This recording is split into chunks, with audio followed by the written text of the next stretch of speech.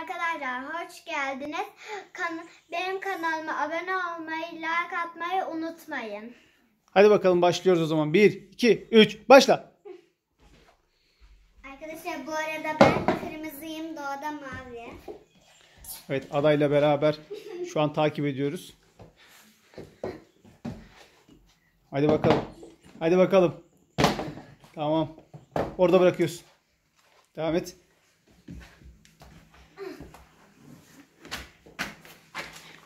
Evet.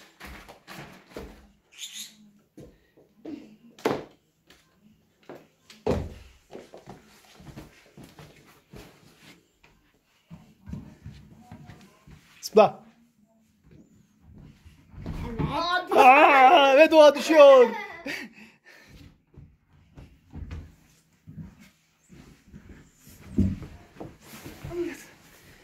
Kafamı çarpabilirim. Ah. Dikkat et.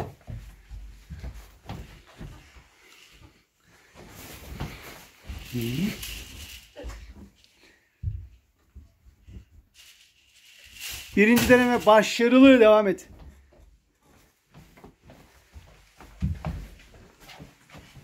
Allah'tan buraya yumuşacık.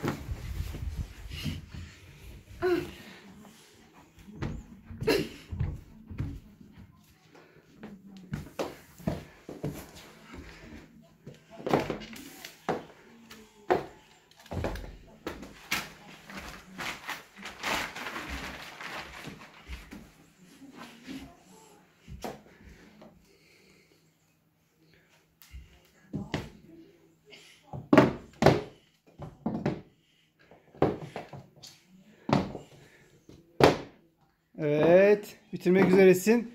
Kalk ayağa. Atla üstünden. Ve birinci bitti. Evet, Doğa 2 dakika 13 saniyede tamamladı. Şimdi sıra Ada'da. Ada başlıyor. 1, 2, 3 başla.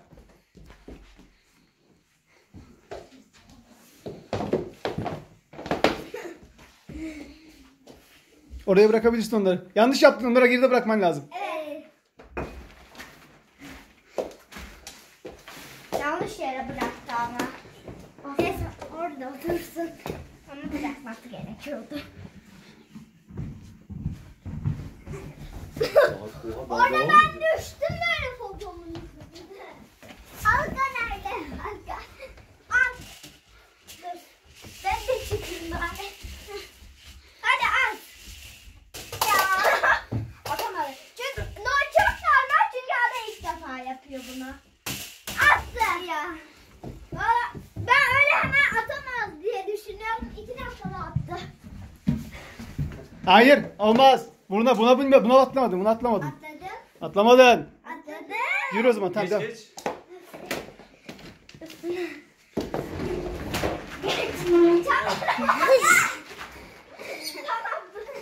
Ben su içip geliyorum. Dizlerin üzerinde. Ne oldu, yoruldun mu? Hayır. Dizlerim acıyor. Yapacak bir şey yok. Kızım şeyle yaparsanız bırak onları, bırak. Ha, bırakmıyor musun? Ada da bitirdi. 2-13.